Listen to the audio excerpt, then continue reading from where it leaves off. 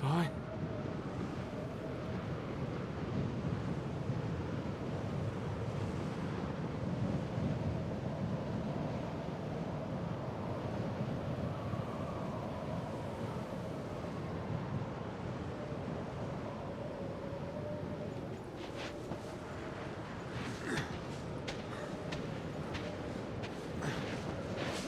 Sully! I'm coming, Sully. Almost there. Oh, thank God. It's a village.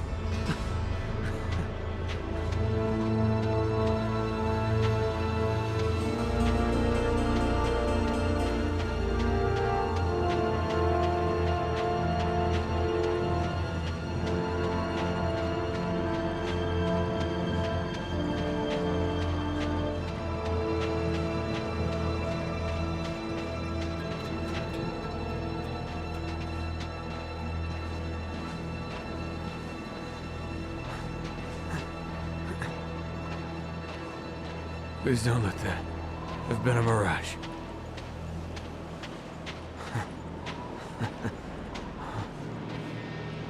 No. Oh, shit. It's a ghost town.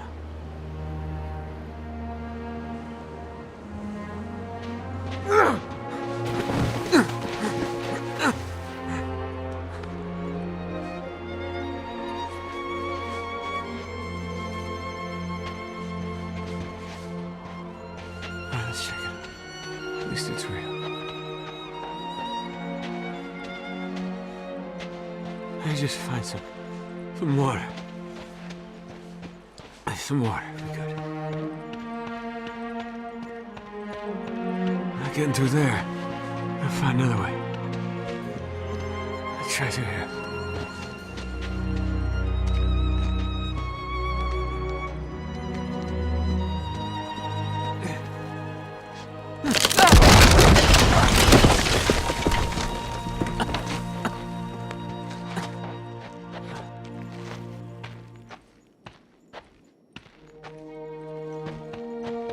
Thank God it will.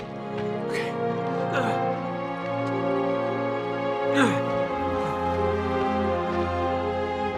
Damn it. Damn it, it's dry. Here we go.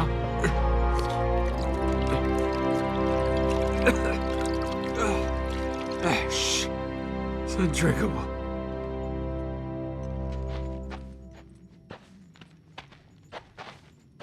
Okay, don't give up.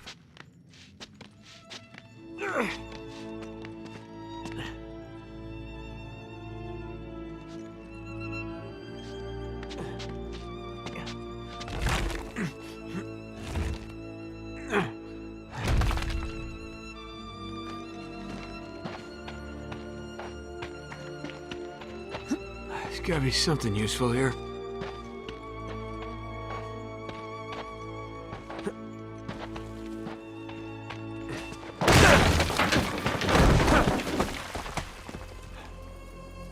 Oh, shit!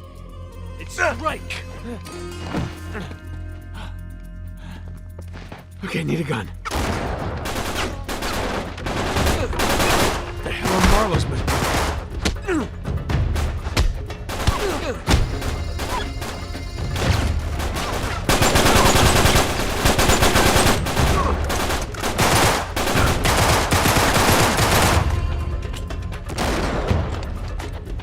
Must have been sent to look for that.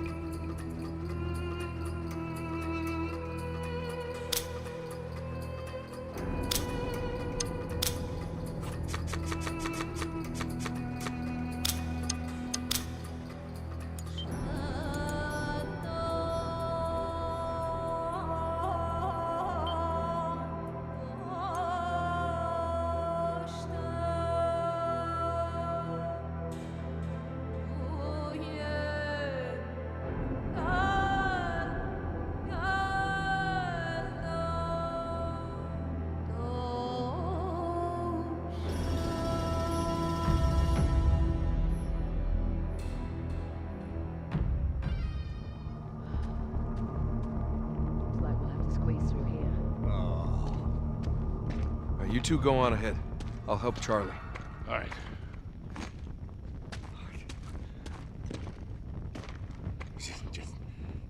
Come on, buddy. You're okay.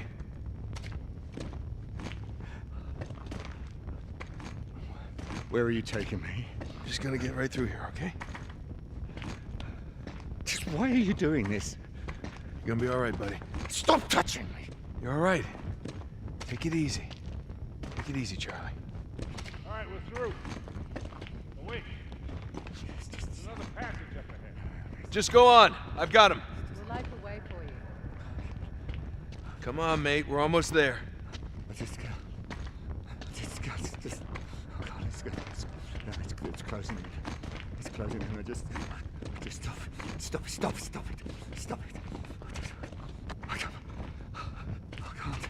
I can't breathe. I can't breathe. I've got to get out. I've got to get out. Calm down, all right?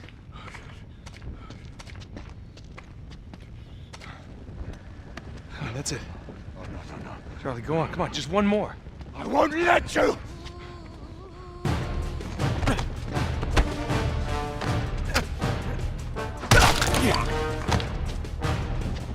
You don't want to do that.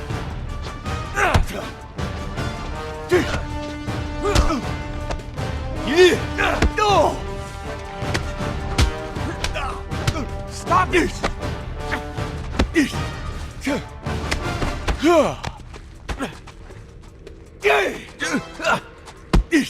Stop it! Stop it!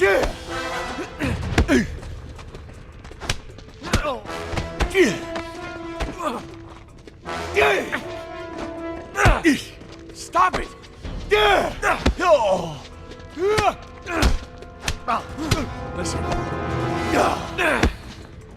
Don't leave. Charlie.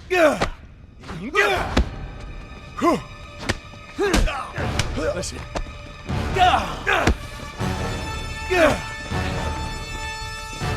I'm not gonna fight. Charlie. Just let's talk about this, all right? Charlie.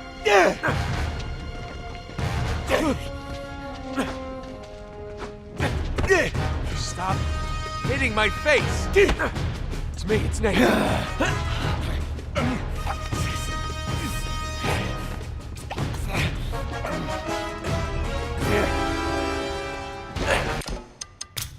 Follow me.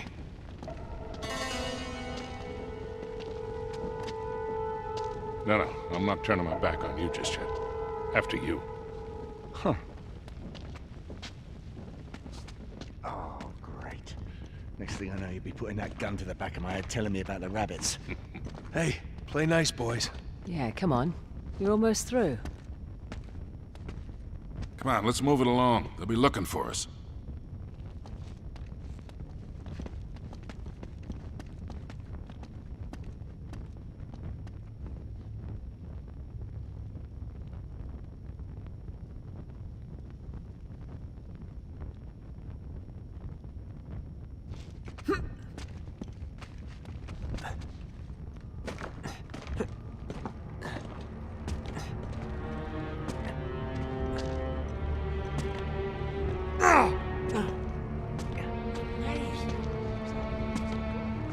Looks like this thing should spin, doesn't it?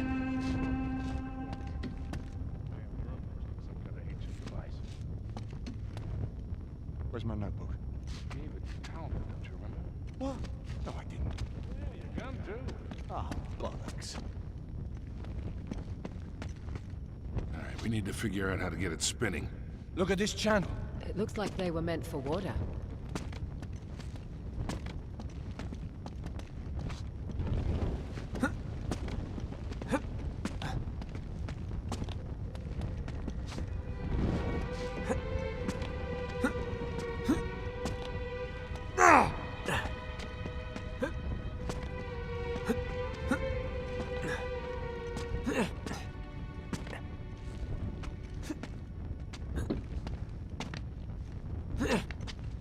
Found a stairway.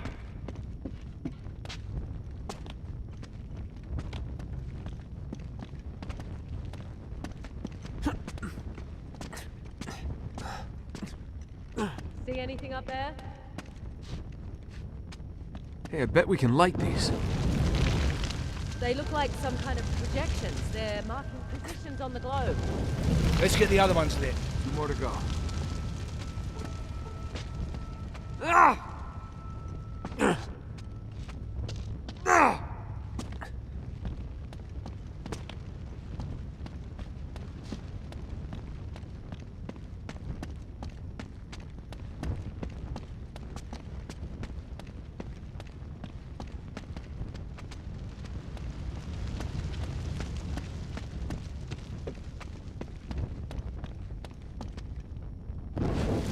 Just one left.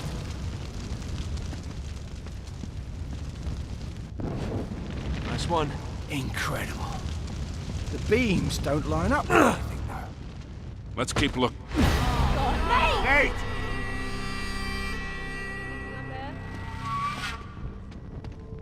Hey, I bet we can light these.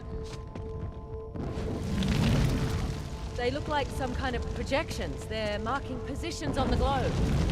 Let's get the other ones lit. 2 more to go.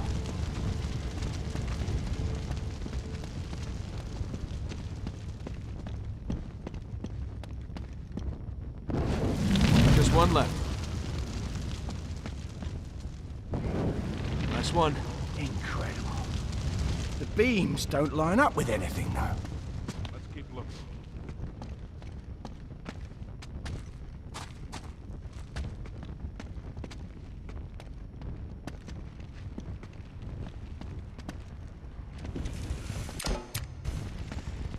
Hey. Is that the water? I'm not sure.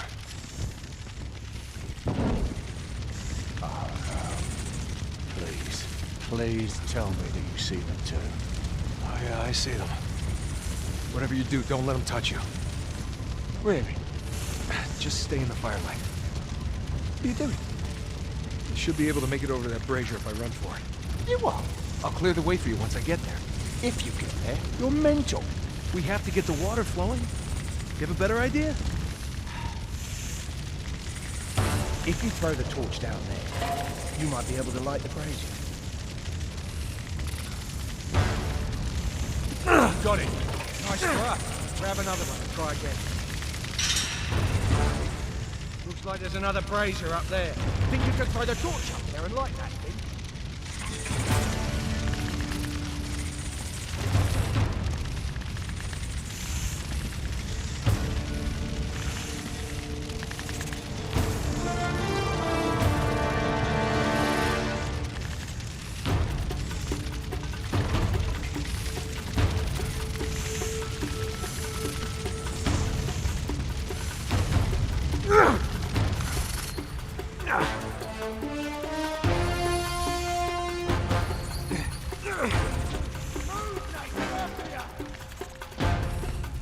Hurry, Nate! They're on the move!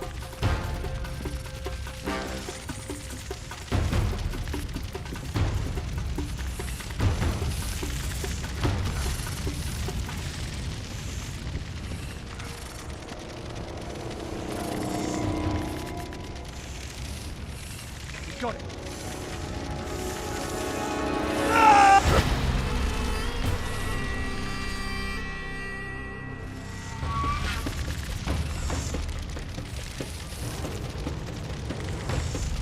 You got it.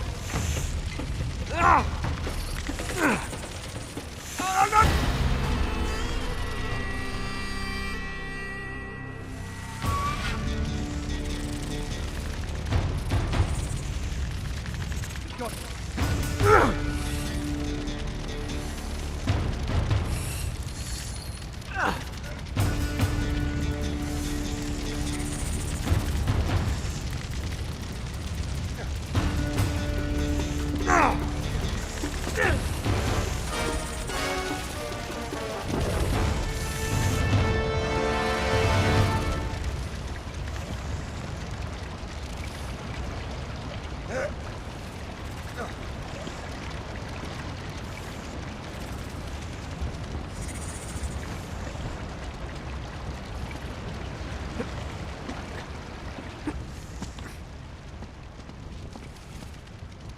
All right, get on the other crank. Help me open it.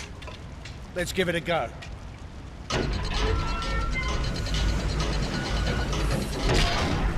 There we go.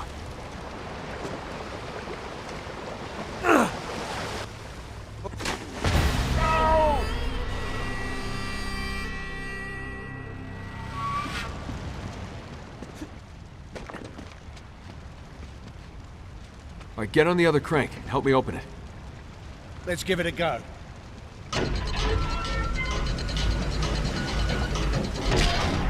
There we go.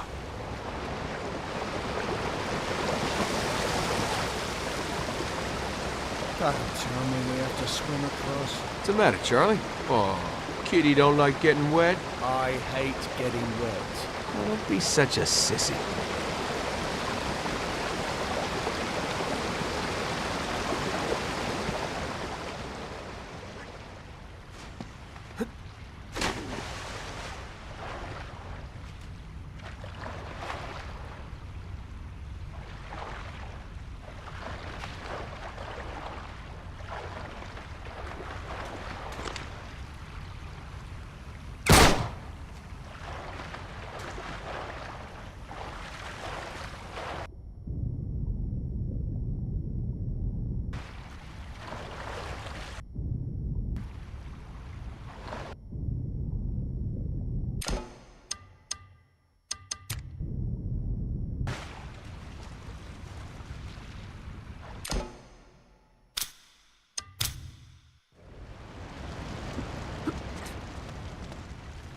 All right, get on the other crank. Help me open it. Let's give it a go.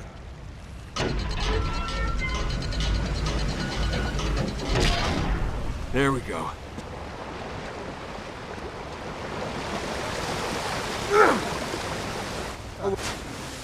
Swim across. I hate getting wet.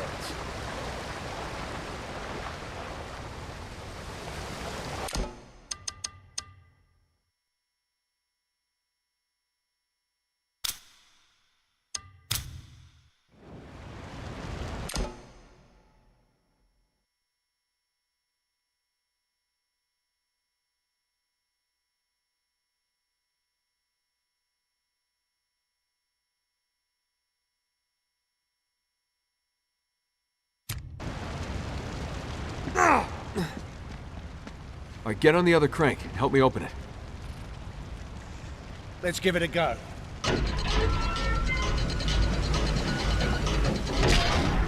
There we go.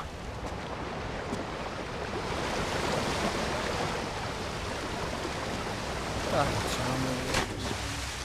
I hate getting wet.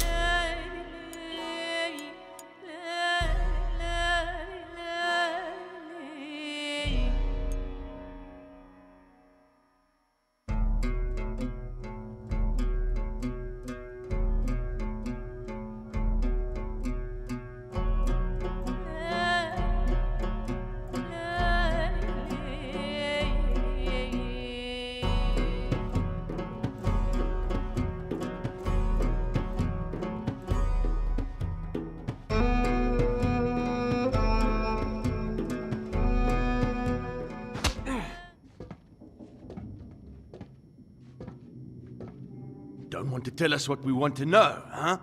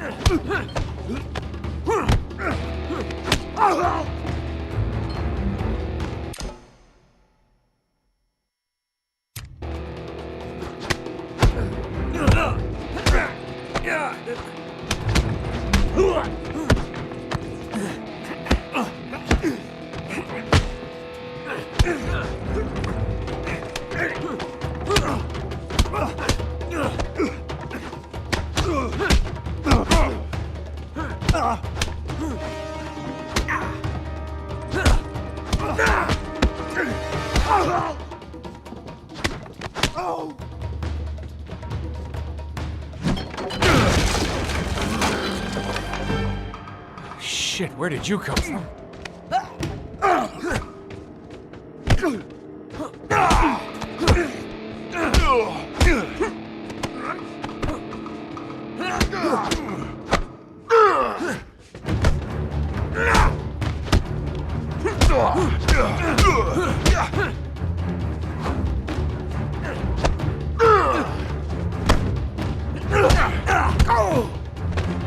And stay down.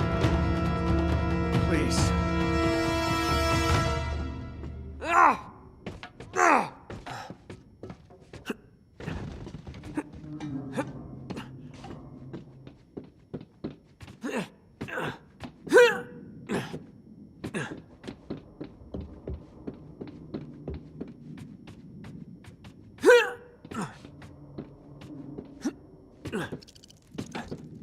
Rum. How cliche.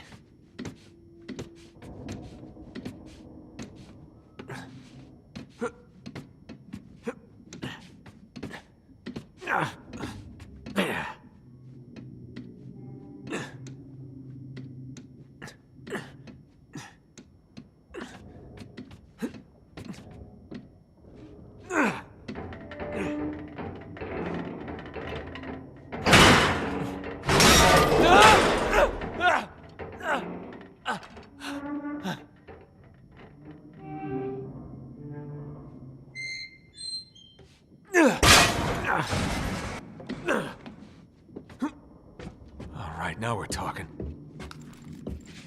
Empty.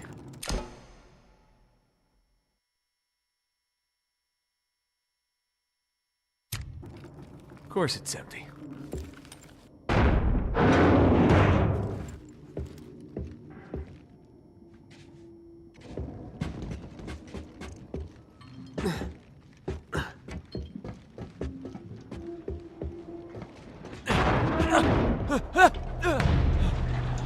Crap.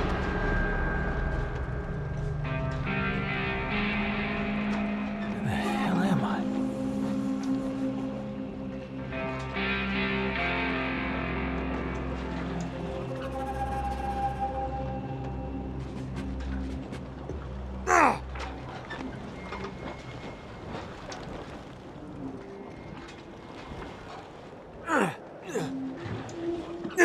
Okay, making progress.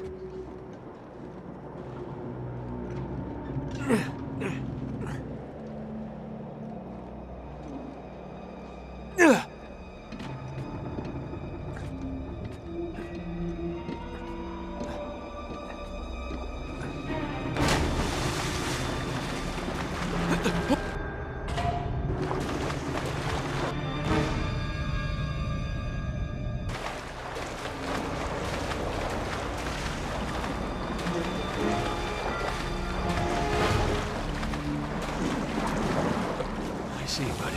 Just don't turn around. Don't turn around.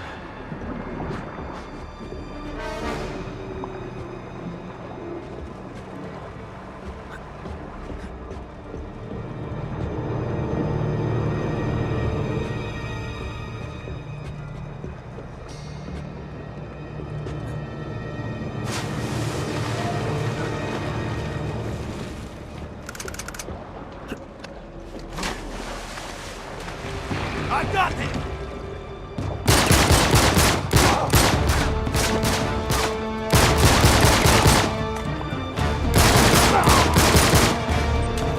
no.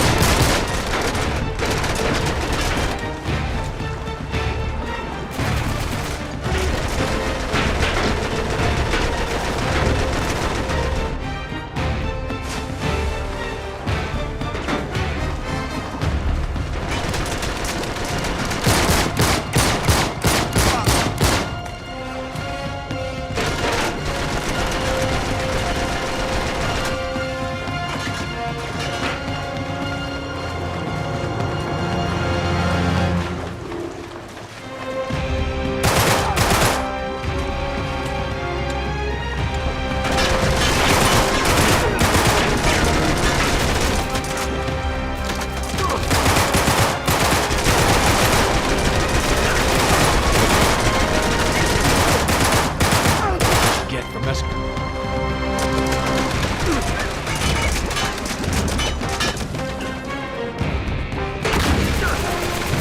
This could be handy.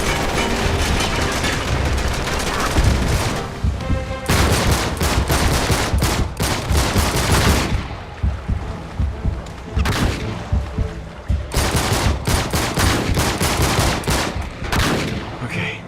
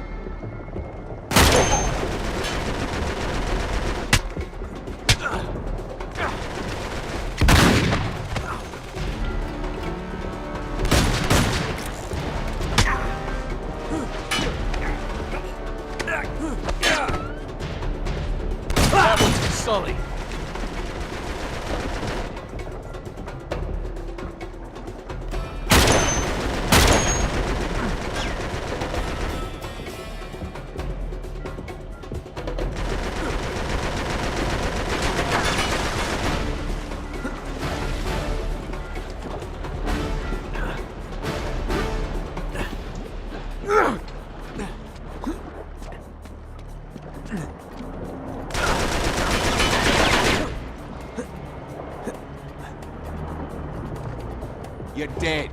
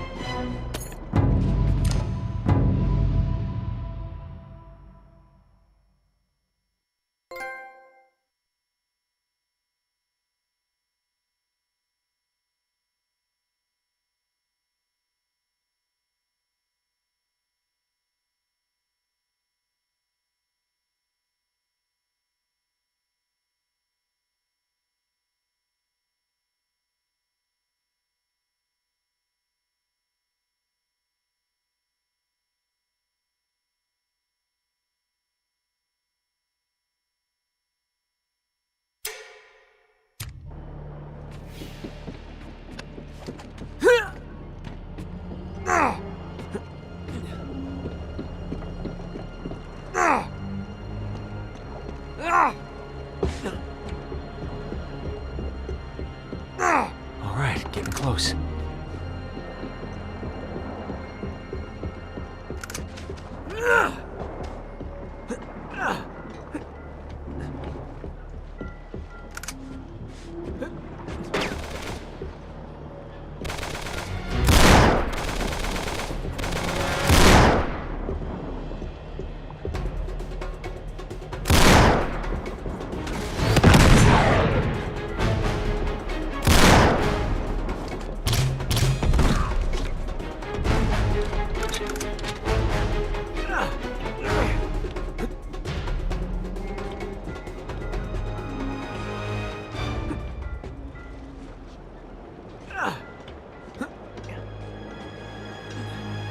This doesn't look too dangerous.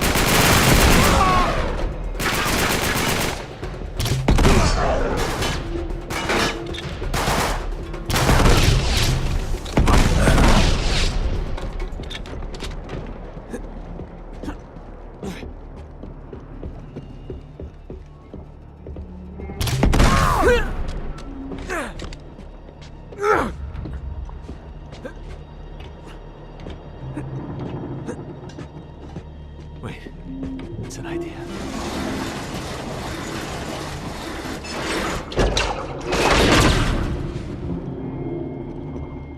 Nice.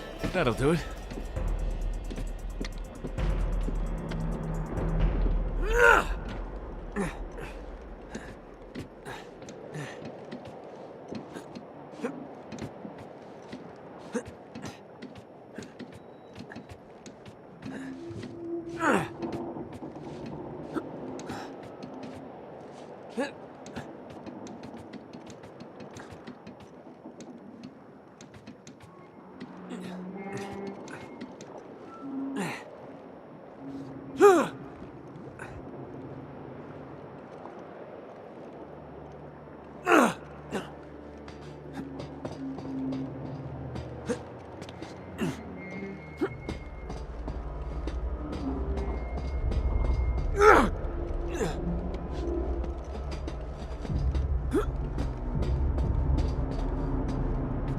Don't look down.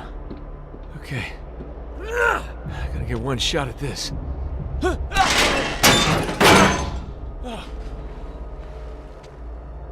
Back on solid ground. Or solid boat.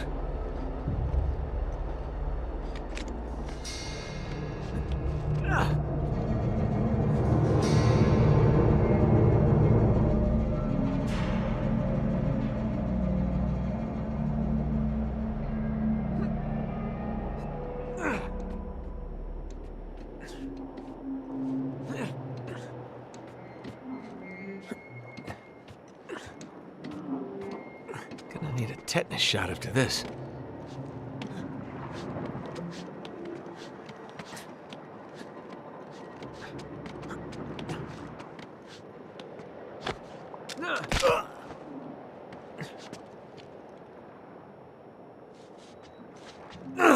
He's down here. Keep an eye on him.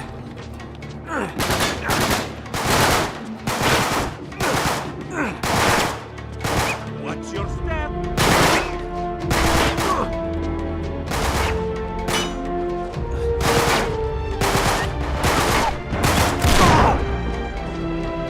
Nice.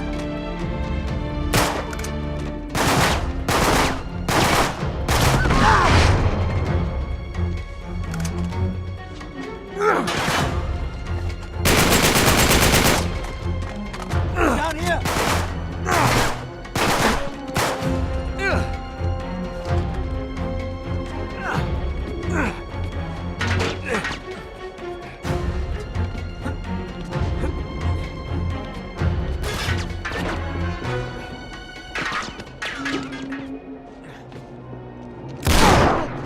Where's that radio tower?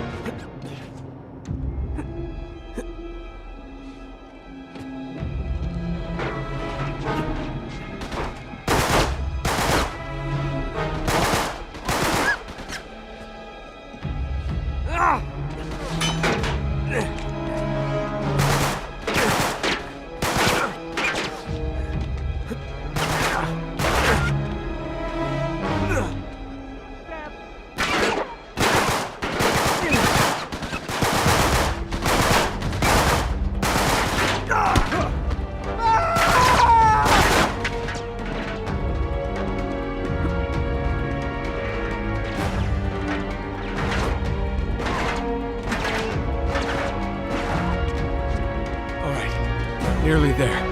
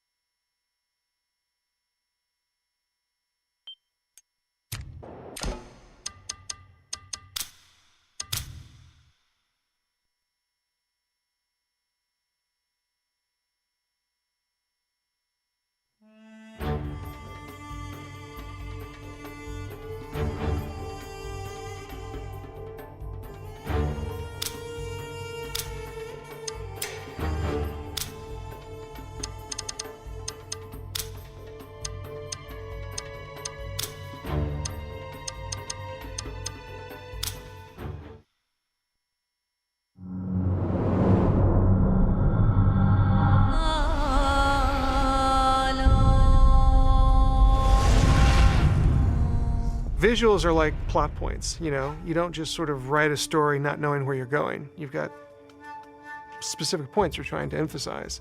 Same thing with color. Color makes you feel a certain way. You know, pink, reds, greens, purples, all have an emotional effect on human beings. So you want to direct that color in service of the story you're trying to tell. You want the final product to be valuable. You want it to be something that you can be proud of and something that is valid as an art form. As an art director, you try to make sure the game is consistent. You try to make sure that, you know, we're using color and shape and lighting to all enhance the particular story we're telling. We want to make sure that everything emphasizes, you know, sadness, happiness, excitement, danger, low points, high points. What really puts it together is the concept. The concept art will determine the lighting and the general macro of the look.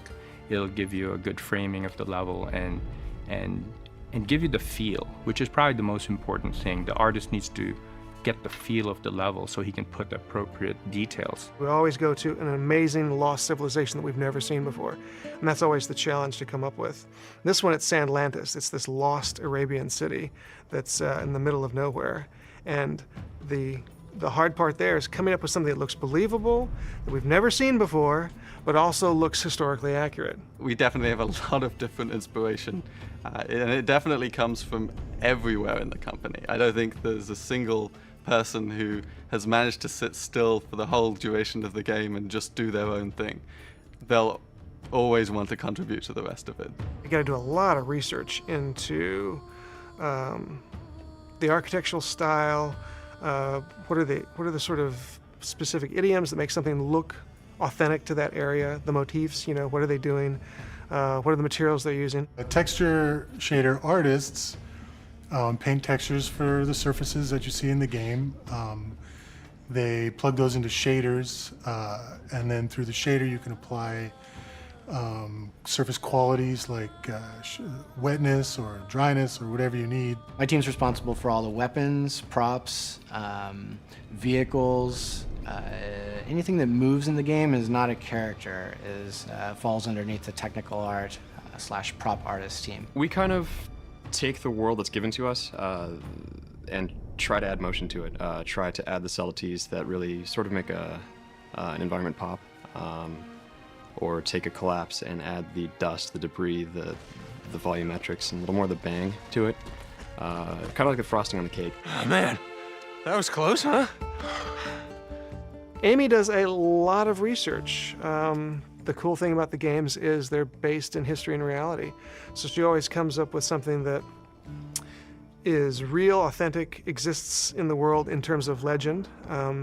And then we have to come up with what it looks like. We do a lot of research, and hopefully it's tangible in the game when people play it. That the devil's in the details, and a lot of us are pretty kind of OCD, anal retentive, whatever you want to call it, about sort of perfecting the details of things, and that we want it to be right. You know, if we're going to have a foreign language in the game, we want it to be correct. If we're gonna say this level takes place in one area of the world, we do a ton of research to make sure that it's accurate. She holds us pretty true to history. So you can't just go crazy and like come up with all sorts of fanciful stuff. It has to be rooted in something authentic. So that's the challenge in terms of making these civilizations that look incredible and amazing, but everything in there is based on something we've done research about. We use film, we use whatever kind of reference we can get our hands on to see, you know, how other people represented this before, and what do we want to do differently? You know, what are our favorite elements of that? What are the things that, you know, are like those key moments, you know? We tend to go a little bit nuts in terms of gathering reference, in terms of talking about it, in terms of watching movies.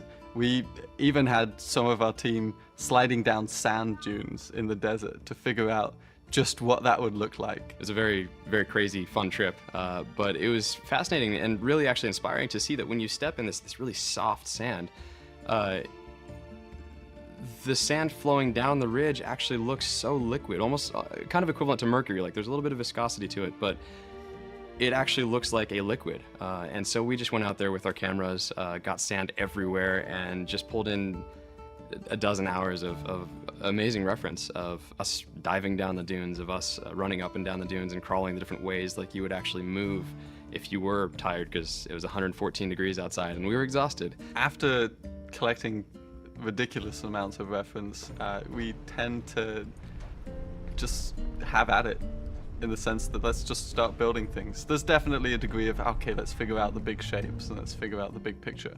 But we are detail obsessed. So we sometimes go right for the details. And that sometimes isn't so bad a thing. Putting the details in the environment is actually a Naughty Dog quality, almost to a fault, you know, and you know, we actually have to stop ourselves from just putting too much. I assume Rich talked a lot about how just in depth he went to making sure that the London pub was completely authentic. And I can't say I was part of that. It would have just been just a few too many British people in the kitchen, if you will, had we all kind of ganged up and tried to create it as authentically as possible. But I certainly did witness that, and it's really nice to see whenever a Naughty Dog gets that into the details. I was particularly concerned about people in the UK feeling like this was a real place, somewhere that maybe they recognised if they travelled to the East End of London. So that was a fairly easy sell for me with my teammates. Typical bloody Yank, all talk. It felt like we'd already kind of hit the peak. How do we beat that? How do you beat so many Game of the Year awards? Like, do you even try? And yes, you definitely try. Whether you succeed or not probably isn't so important. Everybody has done such an amazing job. And you walk through the studio and you look at any monitor and you got to take a double take. And you wait, what level is that? Who's working on that again? Because it all looks so great. Uncharted is probably the most exciting IP I've ever worked on because of just the improvements in each iteration, just the improvements from 1, 2, and 3. The team continues to evolve and just get better. And whether that's just people that are just working really hard to create better content, or the new blood that we're bringing in every iteration that adds a new flavor to the DNA of the company and just puts it to the next level, is just amazing. I can't wait for the next following games that we're going to be working on. Are you my enemy, American? Drake. My name is Drake.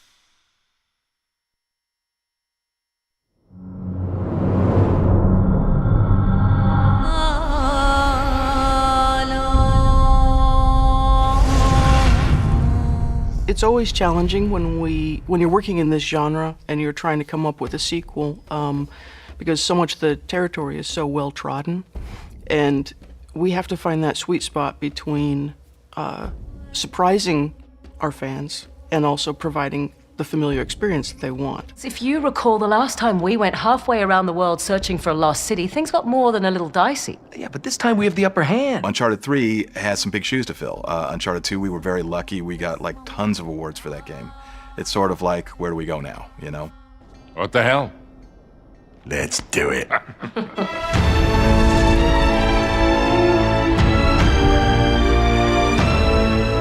I think what would surprise people is that when we set out to figure out what we're going to do with each new game, a lot of it is driven by practical concerns rather than just sort of purely creative ones. People probably imagine we sit there and just sort of blue sky story and things like that. And actually what we do is we think, all right, where have we not been? What technologies have we not pushed? What would challenge us as game developers? And what are some really awesome set pieces that would blow people's minds? And then we kind of write the story around that. And that sounds almost like an embarrassing admission, but I think it's the way it should be done. All right, what is all this crap you're why giving don't you me just about come Sully? clean with me? Those guys are not here for historical research, and neither are you.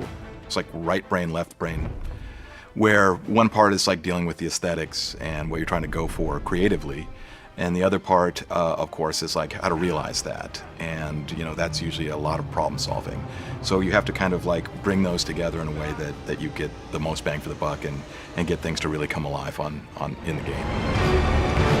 From the very beginning, when we're coming up with a story, it's not just Amy, it's Amy and myself and Justin and Taylor and Richard and other people putting in their 2 cents for ideas, and the entire company really participates in that process.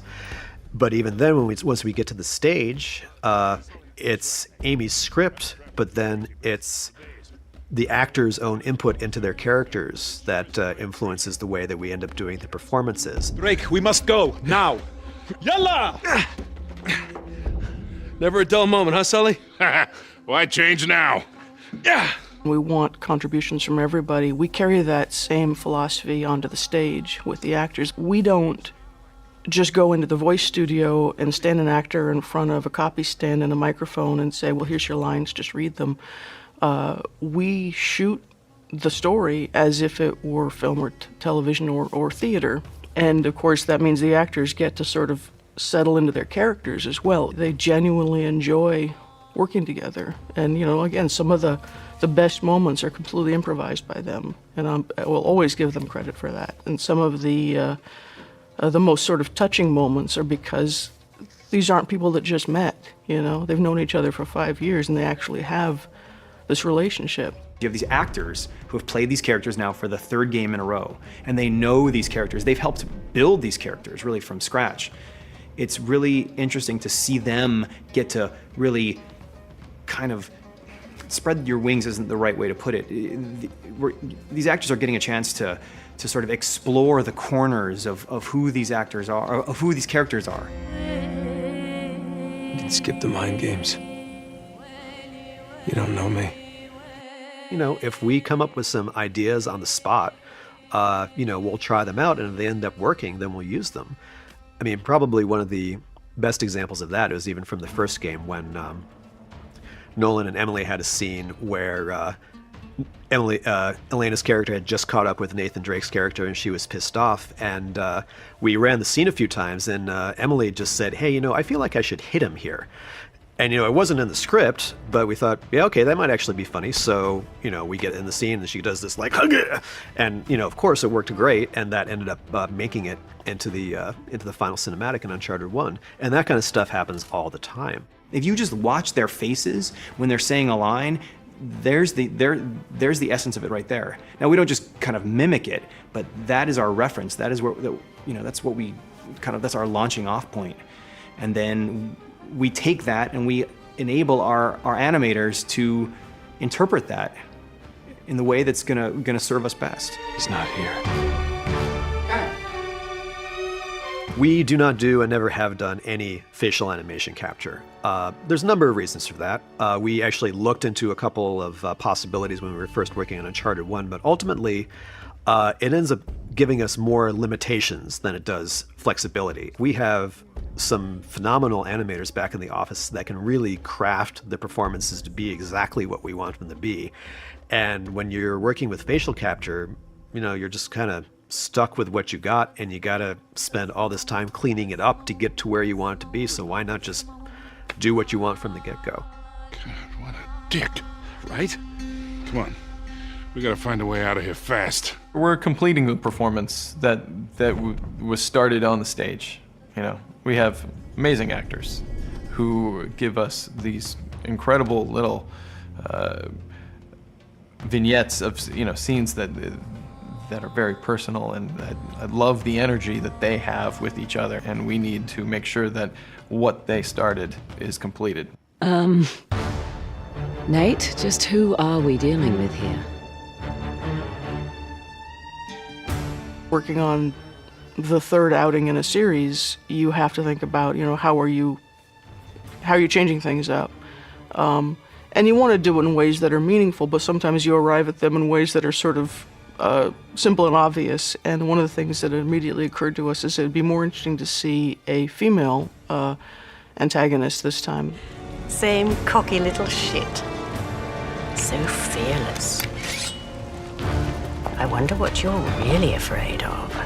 And it'd be more interesting to have a antagonist who was more cerebral and therefore challenged Drake in different ways. You get off on all this, don't you? Cheating death. It's a very different character to try to write. It's actually a much harder character to try to write, and then it was a much harder character to cast. And thank God we found Rosalind Ayers, because she brought something really unusual, I think, to the character. I'm sorry, Nathan. It seems you've been removed from the equation. It's been a lot of fun to have a female villain, and she's kind of wicked. Catherine! She gets into your head, and she wants to know what makes you tick, and she wants to know what you're afraid of, and she'll find out. But she's also, like, sweet, and it's very unnerving in a good way. That's I think what makes her a good villain is that she's prim and proper and wicked. Yes, it is regrettable, but... Not regrettable. Sloppy. One of the things you want to do is delve more into Drake and his background and his personality, his relationship with Sullivan, how that came to be. But also, it says something about... His past says something about how he is in the present, just like it does for all of us, right? I just want to make sure we're doing this for the right reasons. You got your pride all tangled up in this thing. It's making you reckless. I taught you better than that. I've always perceived Drake as someone who has some issues about loss and abandonment, and, you know, therefore keeps people at arm's distance. And when things get too real, he's real good at being the hero, but when things get too real, he might make himself scarce. We don't know people like that in real life, do we? No. We've been trying to reach you for over 24 hours. Oh, right, I need to top up my minutes. You're using a prepaid phone? Mate, those contracts are a complete rip-off.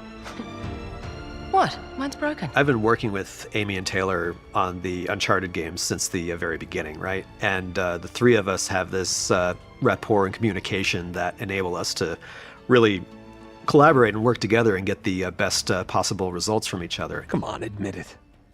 You love all this as much as I do. Naughty Dog is, I think, very unusual in the fact that we've actually grown to be a pretty large developer, but we've retained that sort of garage shop mentality and really collaborative spirit and a very, very flat hierarchy. There's not a lot of management or order or organization. You know, it's mostly just sort of seat of the pants chaos, to be honest. Well. It's cute. What? Because it's a well. Shall we? We don't have like a typical structure where we have a producer that kind of goes around and coordinates all the various aspects of the game. And ultimately, what you see in the end result in the cinematics is really the product of dozens of different people's ideas and vision. It's not just one person saying it's my way or the highway. Everything goes in. It's hard, I think, as a writer to say, all right, everybody just trust me and come along on this journey with me, you know, while you yourself are terrified that, you know, you're hoping that all of these ideas coalesce. You are a crafty little beggar, aren't you? I know how to take care of myself. On the other hand, part of, I think, the experience and the act of faith in yourself is, well, I've been doing this for 22 years, and I've always pulled it off, that you as a creator and a writer, as well as trusting in the people around you, that the right answers will be there when you need them. It's going to be really gratifying when this thing that seemed like it was going to be impossible to do actually happens, and we just sort of rain that down on the fans, and that's going to be sort of an amazing, amazing moment, I think. I'm looking forward to that. Perfect. Here we go.